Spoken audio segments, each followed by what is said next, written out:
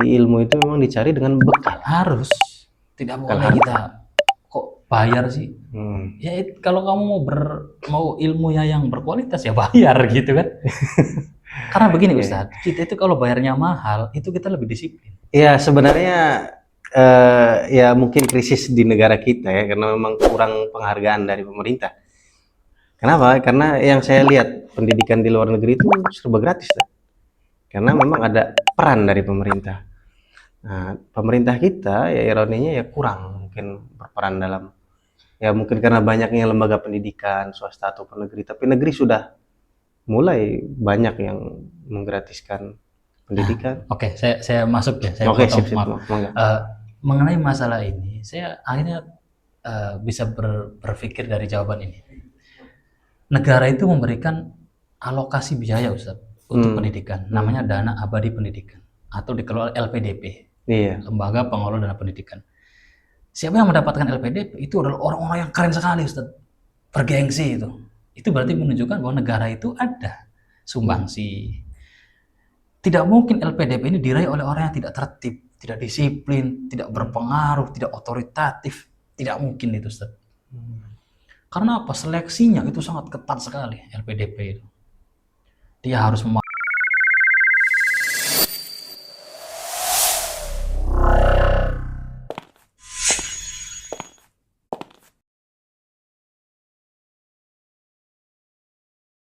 Tapi bukankah ketika ada perspektif tadi mahal dan tidak mahal itu lebih ke komersial, Ustaz?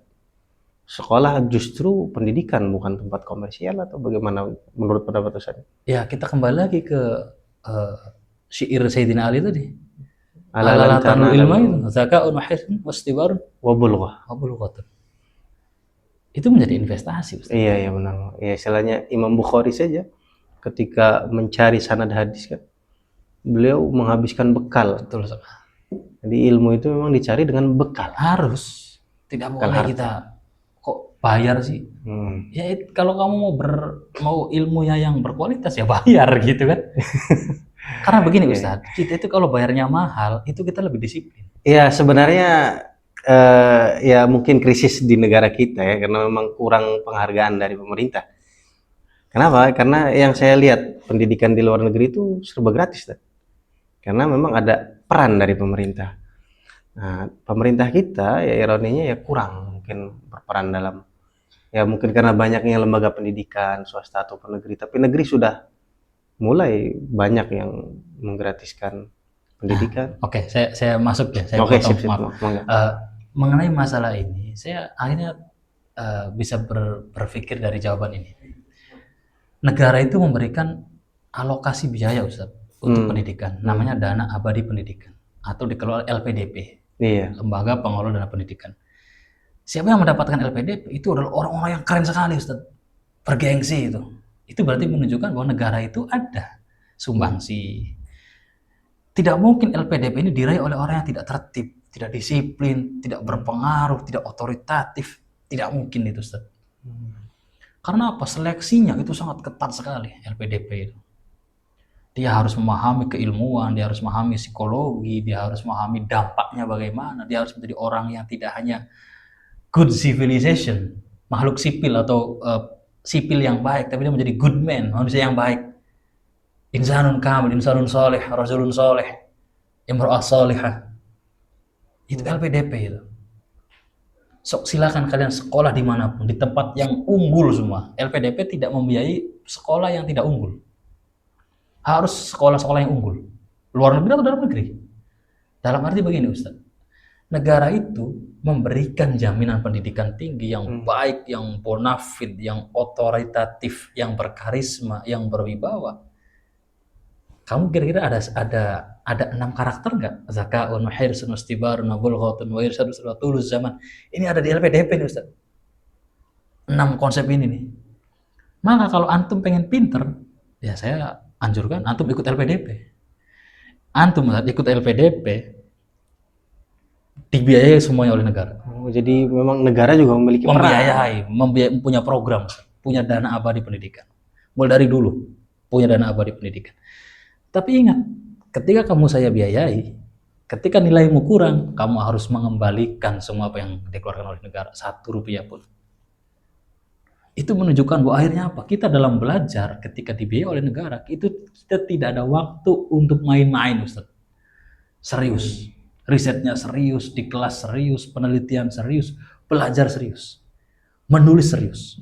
Makanya hasil pendidikan LPDP dengan yang bukan LPDP itu beda, Ustaz.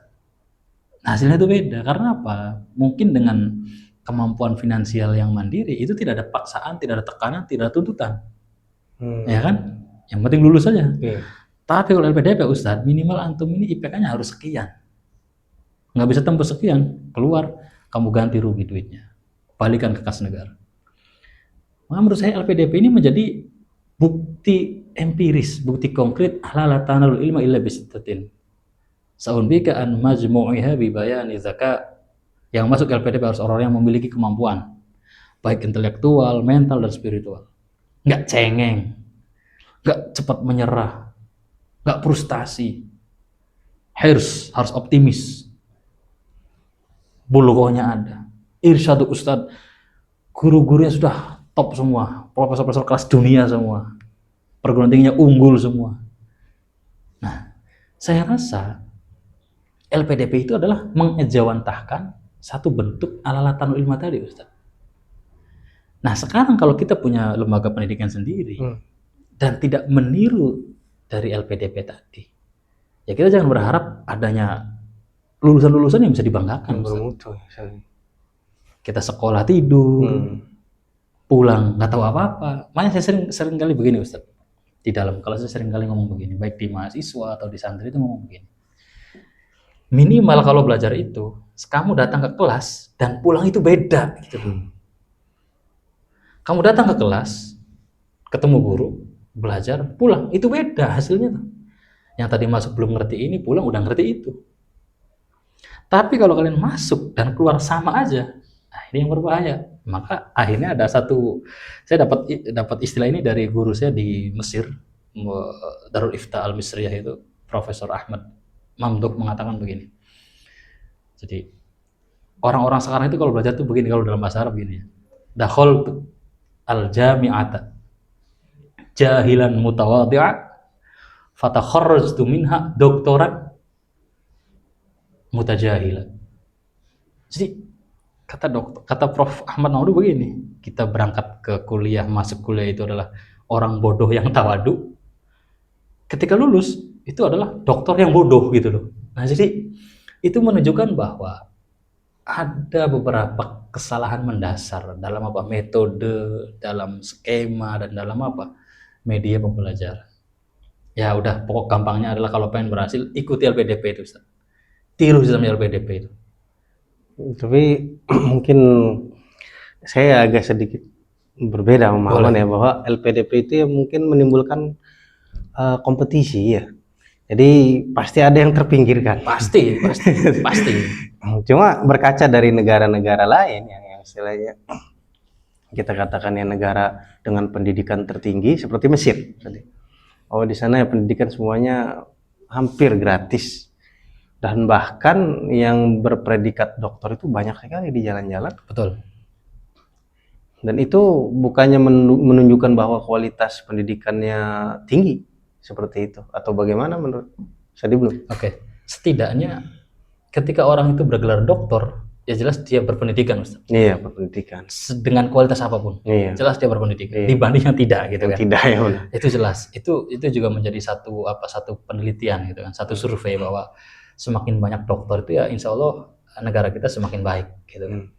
Insya Allah lah, karena seminimalnya dokter, jadi ya dokter gitu kan, bisa menulis, bisa mengajar, bisa mengerti pengetahuan dibanding yang tidak dokter. Cuma kan begini, Ustaz, dalam pendidikan itu seringkali yang kita kejar adalah materinya.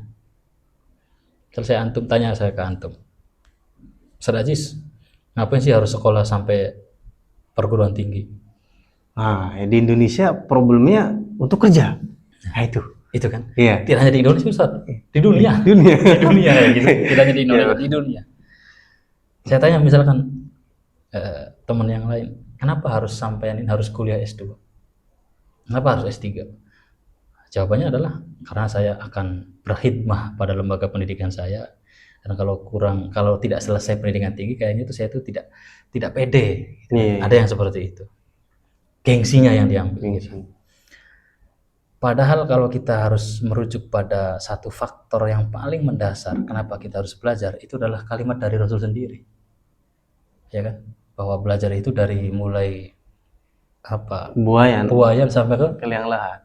Minal mahdi ilal lahad. Nabi mengatakan seperti itu. Ya kan? Tidak ada batasan. Harus selesai S3 terus selesai belajar, tidak. Minal mahdi ilal lahad. Ya matinya, selesainya belajar itu ya mati gitu kan. Iya, ya istilahnya Imam Sayyidina Ali pun berkata bahwa belajar itu tulu zaman, betul selamanya ya. Abadi gitu, selain kita hidup kita belajar. Akhirnya saya ambil dari kalimat Nabi yang mengatakan minal mahdi ilal lahad, itu karena apa Ustaz? Di dalam pendidikan itu ada satu dimensi yang mungkin orang banyak lupa. Itu apa? Dimensi at-ta'abbudi. Al-janib at-ta'abbudi. Kenapa? Dalam Al-Quran disebutkan bahwa innama yakhshallaha min ibadihil al-ulama. Dan dalam beberapa hadis mengatakan man qala ana alim fa huwa jahil.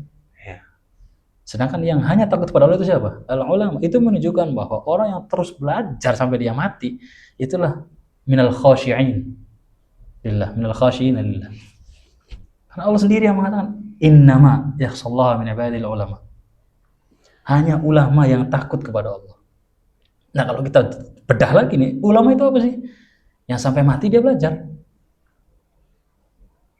Nah, akhirnya saya ambil dari dua orientasi ini Ustaz.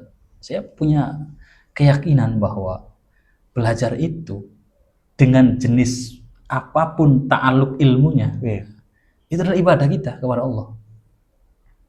Karena dijelaskan oleh ayat dan oleh Nabi tadi. Ditambah lagi dengan idza mata ibnu adam yanqata 'amalu illa min salas. Shadaqah jariyah wa sholih ilmun yuntafa'u bih. Itu menunjukkan bahwa pendidikan itu adalah identik dengan ibadah. Sekarang saya tanya ke antum nih Ustaz. Iya, gimana? Kalau kita setujui ya bahwa ibadah itu sama dengan belajar dan belajar sama dengan ibadah, mungkin tidak kalau belajar kita itu guyonan. Iya, ibadah dengan bercanda ya mengurangi nilai jadi. Itu satu. Iya. Mungkin tidak kalau kita dalam belajar itu tidak serius. Sama berarti dalam artian istihza dia. Nggak mungkin juga. Nggak mungkin juga ya. Harus sidqun, harus azmun, harus teguh, waqar, harus istiqomah, harus sampai selesai. Dalam usul fiqh dikatakan an-nufuz wal i'tidad. Itu sah baru dikatakan.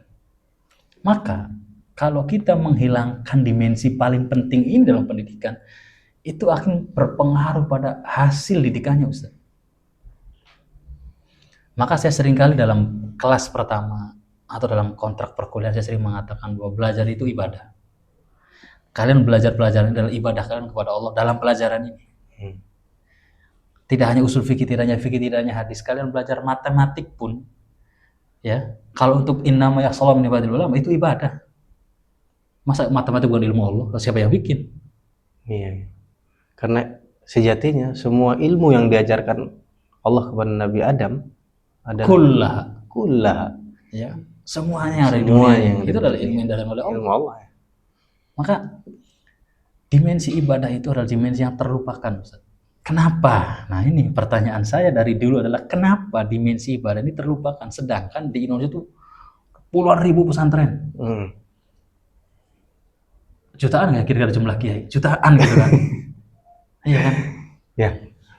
Jutaan pendidik, jutaan kiai, puluhan ribu pesantren, ratusan ribu lembaga pendidikan, puluhan ribu sekolah tinggi, universitas dan lain-lainnya. Tapi kenapa? Pertanyaan saya adalah, kok seakan-akan semakin banyak lulusan, kok tidak semakin baik kehidupan ini? Ironi juga Ustaz, bahkan berkaca dalam ya di masyarakat gitu ya. Justru bukannya mereka saling istilahnya membantu ya kan, antara lembaga pendidikan lain dengan pendidikan lain, justru berebut murid. Ini Nah, juga salah satu. itu Jadi bukan, niat mereka membangun lembaga itu apa? tapi itu bukan faktor utama, Ustaz. Faktor utama bukan. Faktor utama adalah tadi kehilangan dimensi ibadah dalam setiap pembelajaran. Niatnya berarti. Itulah. Niat membangun lembaga atas dasar apa? Ibadah dulu itu. Harus dari ibadah. Itu yang pertama. Ibadah ini yang kalau kita pecah lagi itu banyak, Ustaz. Iya, ya benar. Iya kan? Karena ya istilahnya semboyannya begitu, ketika kita siap membangun lembaga ya kita siap capek begitu. Nah itu dia. Kita harus Karena berkorban. lillahi ta'ala ya. Nah itu dia. Tapi sekarang ya kita bisa lakukan survei sendiri, gitu kan? Lembaga mana yang nilainya itu adalah misalnya totalitas dalam mengajar, dan yang tidak totalitas dalam mengajar itu pasti di situnya itu, Ustaz. Tapi anehnya adalah dimensi yang hilang ini itu diambil oleh lembaga-lembaga pendidikan maju di dunia ini, Ustaz. Bahwa ketika pertama kali murid itu datang ke sekolah, dia tidak untuk menjadikan dia itu adalah satu karyawan atau dia itu satu pekerja pabrik atau dia itu satu pekerja yang di mana. Tapi semuanya adalah diuji psikologinya oleh profesornya. Kamu belajar ini buat apa? Untuk ahli mesin. Apa manfaatmu untuk sebagai ahli mesin? Misalkan untuk saya bisa bekerja di perusahaan mesin terbesar di dunia, itu pasti tidak dianggap gitu, Ustaz. Karena apa? Kehilangan mental tadi. Iya. Tapi kenapa kamu belajar mesin? Karena saya pengen bermanfaat. Bentuk konkretnya apa manfaat itu? Saya akan membuat satu penemuan untuk kemanfaatan manusia. Iya. Itulah yang menjadikan penemu-penemu itu banyak, Ustaz. Banyak ya. Karena yang dia kejar itu bukan adalah materi, tapi kebermanfaatan untuk manusia. Mandiri jadinya. Ya, makanya itulah kita temukan adalah inverter itu penemu ini itu bukan karena desakan industri, tapi desakan ilmunya untuk mengembangkan kehidupan menjadi semakin baik, menjadi semakin layak. Muncul telepon, muncul listrik, muncul semua hal yang ditemukan oleh penemu-penemu kita itu. Karena mereka apa? Bekerja dan meneliti atas dasar ilmunya dia. Ya, Nabi mengatakan bahwa innallaha yuhibbu 'abdan idza amila atqanal. Itu kan yang apa itu yang au fi ma'nihi lah. Iya. Kan seperti itu bahwa Allah itu menyenangi kalau manusia itu dia itu beramal itu mutskin gitu. Mungkin, maksudnya profesional ya. Nah, itu kan menunjukkan bahwa nilai ibadah ini ada di setiap hal, Ustaz.